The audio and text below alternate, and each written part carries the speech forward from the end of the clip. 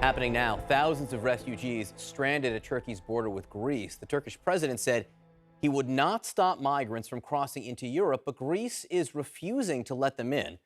CNN's Aura Damon is live in Istanbul. And Darwa, you've been shining a light on the plight of these people caught in the middle of all this conflict.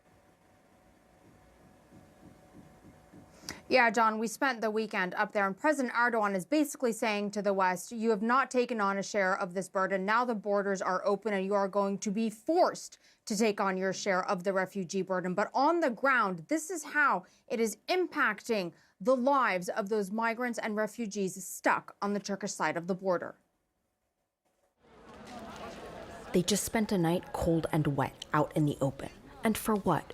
A sliver of hope sparked by Turkey saying it would no longer stop refugees crossing to Europe and facilitating their transport here to the border with Greece. Abdullah is the sole survivor of a bombing that killed the rest of his family in Syria. They thought it was open. They thought the whole border was open. It's not. Greece is not letting anyone through. But it's quite chaotic, it's quite intense. People are just trying to bust through towards what they think is going to be a better life. Europe doesn't want them, never really has, striking a financial aid deal with Turkey back in 2016 that it never fully paid up on to stem the refugee flood. Turkey, hosting upwards of 3.5 million refugees, mostly from Syria, has long threatened to open the gates if left to shoulder the refugee burden alone. And now, Turkey is even more angered by the West's refusal to support it in Idlib with anything more than rhetoric. Many here are aware they are being used as leverage. The tear gas wafts over and mixes with smoke from multiple fires as those here try to stay warm. Samira's husband was killed in Iraq by ISIS. She came to Turkey with her children, elderly mother, and disabled brother. Where are we supposed to go then, she wonders. This Syrian mother doesn't want to talk. When we ask how she's doing, she just strokes her child's face. It's all horribly reminiscent of the desperation we witnessed years ago as throngs crossed through Europe. At night, we meet some of those who tried to cross the river to Greece, but failed. Greek authorities deny this, but Khalid from Idlib says the Greeks forced him back, tore up his ID, and took his phone. He hasn't spoken to his parents in almost 4 weeks.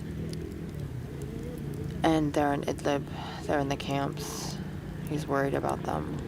And now he has no way of getting in touch with them. This family from Afghanistan says the same thing happened to them, but even worse, they were separated from their men. Her father, your brother, her husband, are over there, and you're stuck here. They are scared, vulnerable, alone, burning discarded clothing, not knowing where to go or how to find those they love. What are they supposed to do when their misery and desperation has become little more than a political weapon? What are they supposed to do indeed, Arwa? And once again, I think it's so important for you to shine the light and show people what's happening here. And it's so interesting to hear from them, so many of them thinking their hearts are still back in Syria or Afghanistan or where they're coming from, but they're thinking about the future. Where do they want to get to? What's the end goal?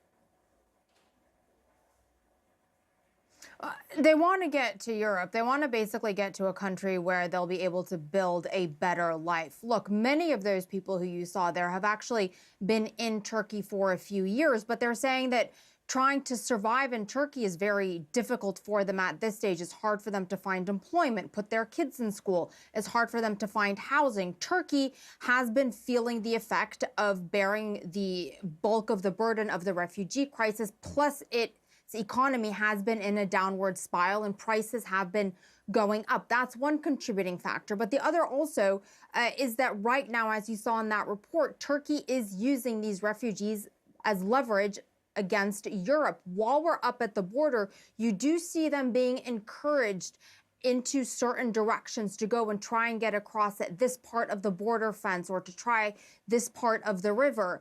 The problem is that we talked to a number of them who say they actually did make it across, but then were forced back by the Greeks. So right now they're really stuck in this stage of limbo, not knowing how long they should wait out in the open, how long should they force their children and themselves to suffer like this before all hope is gone. They're really being played right now by all sides.